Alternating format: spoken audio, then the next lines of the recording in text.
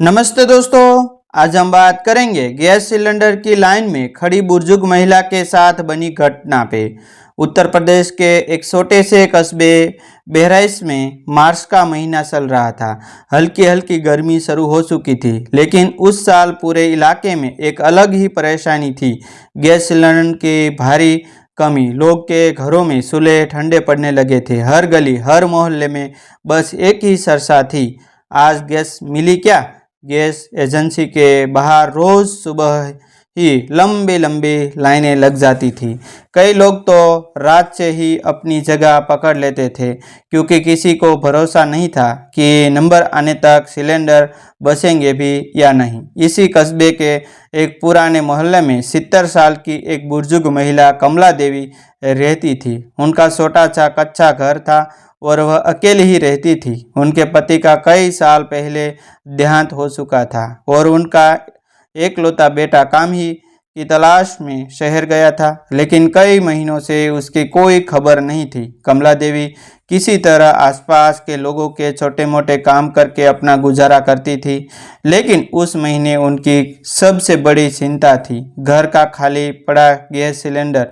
3 दिन से उनके घर में चूल्हे नहीं जला था। कभी पड़ोसन से थोड़ी रोटी मिल जाती, कभी चाय पीकर ही दिन निकालना पड़ता।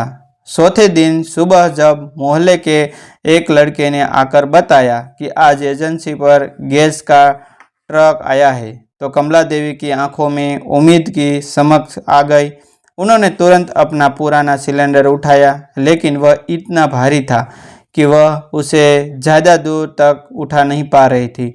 इसलिए उन्होंने उसे धीरे धीरे घसीटते हुए घर से बाहर लाना शुरू किया। मार्च की धूप धीरे धीरे तेज होती जा रही थी, लेकिन कमला देवी के चेहरे पर बस एक ही चिंता थी, कहीं आज भी गैस खत्म न हो जाए। करीब आधा किलोमीटर दूर गैस एजेंसी थी। रास्ते में कई लोग उन्हें देख रहे थे, लेकिन कोई खास मदद के लिए आगे नहीं आया। किसी को जल्दी थी, कोई अपने काम में व्यस्त था। जब कमला देवी एजेंसी के पास पहुंची, तो वहां का नज़ारा देखकर उनके कदम वहीं रुक गए। सड़क के किनारे लगभग 100 से ज़्यादा लोग लाइन में खड़े थे। कुछ लोग अपने सिलेंडर लेकर खड़े थे, कुछ टोकन लेकर। एजेंसी के बाहर शोर शराबा हो रहा था, लोग बहस कर रहे थे, कुछ लोग गुस्से में एजेंसी वालों से झगड़ा भी कर रहे थे। किसी का कहना था कि पिछले हफ्ते से गैस नहीं मिली, तो कोई कह रहा था कि एजेंसी वाले जानबूझकर कम सिलेंडर दे रहे हैं। कमला देवी चुपचाप लाइन के आखिरी में जाकर खड़ी हो गई। उनका शरीर कमजोर था, पैरों में ताकत भी कम थी, लेकिन फिर भी वह उम्मीद लेकर खड़ी थी कि आज उनका नंबर आ जाएगा। समय धीरे धीरे बीतने लगा। सुबह के 8 बजे से शुरू हुई लाइन अब 10 बज चुके थे। धूप अब तेज हो चुकी थी और लोगों का सब्र भी खत्म होने वाला था। कई लोग लाइन छोड़कर चले भी गए, क्योंकि उन्हें काम पर जाना था, लेकिन कमला देवी वहीं खड़ी रही। उनके माथे पर पसीना था और हाथ हल्के हल्के कांप रहे थे। बीच बीच में वह अपने सिलेंडर पर हाथ रखकर आराम करने की कोशिश करती। आसपास खड़े कुछ लोग उनकी हालत देख रहे थे, लेकिन हर कोई अपनी परेशानी में उलझा हुआ था। करीब 11 बजे एक आदमी ने जोर से चिल्लाकर कहा, सुनो, ट्रक में सिर्फ 60 सिलेंडर आए हैं। यह सुनते ही लाइन में खड़े लोगों के चेहरे उतर गए, क्योंकि लाइन में खड़े लोग उससे कहीं ज़्यादा थे। अब हर किसी को डर लगने लगा कि कहीं उनका नंबर न आए। लोगों में हलचल बढ़ने लगी। कुछ लोग आगे घुसने की कोशिश करने लगे। एजेंसी के कर्मचारी बार बार चिल्ला रहे थे कि लाइन में रहो, वरना किसी को गैस नहीं मिलेगी। इस अफरा तफरी में कमला देवी धीरे धीरे और पीछे धकेली जा रही थी। दोपहर के करीब 12 बज गए थे। अब तक लगभग 30 सिलेंडर बढ़ चुके थे। धूप इतनी तेज हो चुकी थी कि सड़क से गर्म हवा उठ रही थी। कई लोग छाया ढूंढने लगे थे, लेकिन कमला देवी के पास कोई जगह नहीं थी। वह बस अपने सिलेंडर के सहारे खड़ी थी। अचानक उन्हें चक्कर आने लगा। उनकी आंखों के सामने सब कुछ धुंधला होने लगा। उन्होंने पास खड़े एक युवक से धीरे से कहा, बेटा थोड़ा पानी मिलेगा क्या?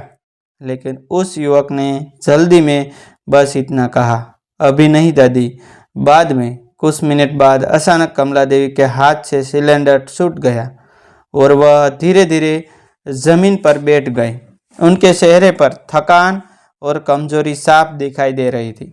लाइन में खड़े कुछ लोगों ने उन्हें देखा, लेकिन किसी को समझ नहीं आ रहा था कि क्या करे। तभी वहां खड़ा एक कॉलेज का लड़का रवि तेजी से उनके पास आया। उसने तुरंत अपनी पानी की बोतल निकाली और कमला देवी को पानी पिलाया। कुछ देर बाद उनकी आंखों खुली। उन्होंने कमजोर आवाज में कहा, बेटा बस आज गैस मिल जाए तो घर में खाना बन जाएगा। 3 दिन से चूल्हा नहीं जला। रवि यह सुनकर कुछ पल के लिए चुप हो गया।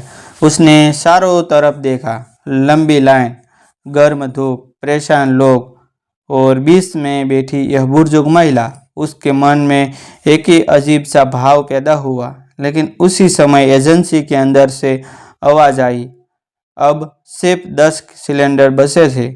यह सुनते ही लाइन में खड़े लोग बेचैनी हो गए, क्योंकि कमला देवी का नंबर अभी भी बहुत दूर था। रवि के दिमाग में कुछ चल रहा था। उसने अपनी जेब से टोकन निकाला और लाइन की तरफ देखा। उसका नंबर आने वाला था। बस कुछ ही लोगों के बाद उसे सिलेंडर मिल जाता। रवि कुछ पल तक चुप खड़ा रहा। उसके हाथ में टोकन था और एजेंसी के कर्मचारी लगातार लोगों के नाम पुकार रहे थे। अब उसके आगे सिर्फ 2 लोग ही बचे थे। मतलब कुछ ही मिनटों में उसे गैस सिलेंडर मिल जाता। लेकिन सामने जमीन पर बैठे कमला देवी को देखकर उसका दिल बार बार कह रहा था कि अगर आज उन्हें गैस नहीं मिली तो शायद उनके घर आज भी चूल्हा नहीं चलेगा।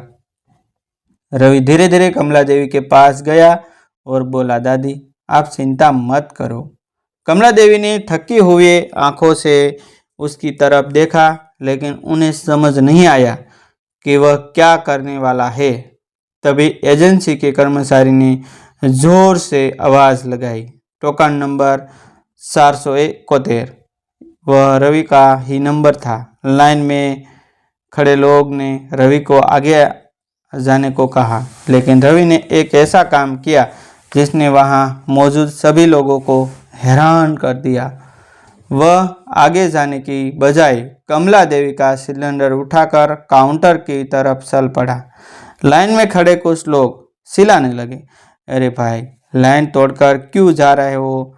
लेकिन रवि ने शांत आवाज में कहा, यह सिलेंडर मेरा नहीं, इन दादी का है। मेरा नंबर इन्हें दे रहा हूँ। कुछ पल के लिए वहां सन्नाटा सा गया।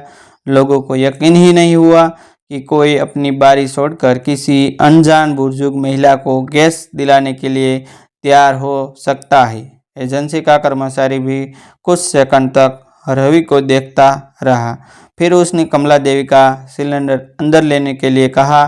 रवि ने जल्दी से कमला देवी को सहारा देकर खड़ा किया और उन्हें काउंटर तक ले आया। कर्मचारी ने सिलेंडर तोलकर गया। सिलेंडर देने की प्रक्रिया शुरू कर दी। कमला देवी की आंखों में धीरे धीरे आंसू भरने लगे। वह बार बार रवि की तरफ देख रही थी। शायद उन्हें अभी भी यकीन नहीं हो रहा था कि एक अजनबी लड़का उनके लिए इतना बड़ा काम कर रहा है। जब नया सिलेंडर बाहर आया तो रवि ने उसे उठाकर कमला देवी के पास रखा दिया। कमला देवी ने कांपते हाथों से रवि का हाथ पकड़ लिया और बोली, बेटा भगवान तुम्हें बहुत खुश रखे। आज अगर गैस नहीं मिलती तो शायद मैं फिर 2 दिन भूखी रहती। यह कहते कहते उनकी आंखों से आंसू बहने लगे। यह दृश्य देखकर लाइन में खड़े कई लोग भावुक हो गए। कुछ लोगों ने रवि की तारीफ करनी शुरू कर दी। एक आदमी बोला, आज के ज़माने में ऐसे लोग बहुत कम मिलते हैं। वहीं खड़े एक दुकानदार ने तुरंत अपनी दुकान से छाछ की बोतल लाकर कमला देवी को दी ताकि उन्हें थोड़ी ताकत मिल सके। जब गैस वितरण खत्म होने वाला था तब एजेंसी के मालिक शर्मा जी बाहर आया। उन्होंने पूरे मामले के बारे में कर्मचारियों से सुना था। उन्होंने रवि को बुलाया और पूछा, बेटा तुम्हें गैस नहीं चाहिए थी क्या? रवि ने मुस्कुराकर कहा, चाहिए तो थी, लेकिन दादी को ज़्यादा ज़रूरत थी। रवि की यह बात सुनकर शर्मा जी कुछ देर चुप रहे। फिर उन्होंने अंदर जाकर कर्मचारियों से बात की। थोड़ी देर बाद गोदाम से एक अतिरिक्त सिलेंडर निकलवाया। उन्होंने वह सिलेंडर रवि को देते हुए कहा, यह हमारी तरफ से है, आज तुमने इंसानियत की मिसाल पेश की है। ये सुनते ही वहाँ बड़े खड़े लोगों ने तालियां बजानी शुरू कर दी। रवि थोड़ा शर्माते हुए मुस्कुरा रहा था। उधर कमला देवी बार बार उसे आशीर्वाद दे रही थी। रवि ने उनके लिए एक रिश्ता भी बुलाया और सिलेंडर घर तक पहुंचाने की व्यवस्था कर दी। उस दिन की यह छोटी सी घटना पूरे कस्बे में चर्चा का विषय बन गई। कई लोगों ने कहा कि कमी के समय में इंसानियत की असली पहचान होती है। गैस की लाइन में खड़े उस दिन लोगों ने सिर्फ सिलेंडर नहीं लिया, बल्कि एक ऐसी सीख भी दिखी जो शायद जिंदगी भर याद रहने वाली थी। और कमला देवी के घर उस शाम लंबे समय बाद चूल्हा जला और रोटी की खुशबू के साथ साथ एक अजनबी बेटे के लिए दिल से निकली दुआएं भी आसमान तक पहुंची। और डिस्मेर यह कहानी सामाजिक घटनाओं और मानवीय संवेदनाओं से प्रेरित एक रचनात्मक प्रस्तुति है। कहानी में उपयोग किए गए पात्रों के नाम, स्थान और कुछ परिस्थितियों को रोचकता और गोपनीयता बनाए रखने के लिए बदला गया है। इसका उद्देश्य केवल दर्शकों को प्रेरित करना और मानवीय संवेदनाओं को दर्शाना है। इस कहानी का किसी भी वास्तविक व्यक्ति या घटना से सीधा संबंध संयोग मात्र हो सकता है। थैंक यू दोस्तों, मिलते हैं एक नई वीडियो के साथ, एक नई स्टोरी के साथ। तब तक बनी रही हमारी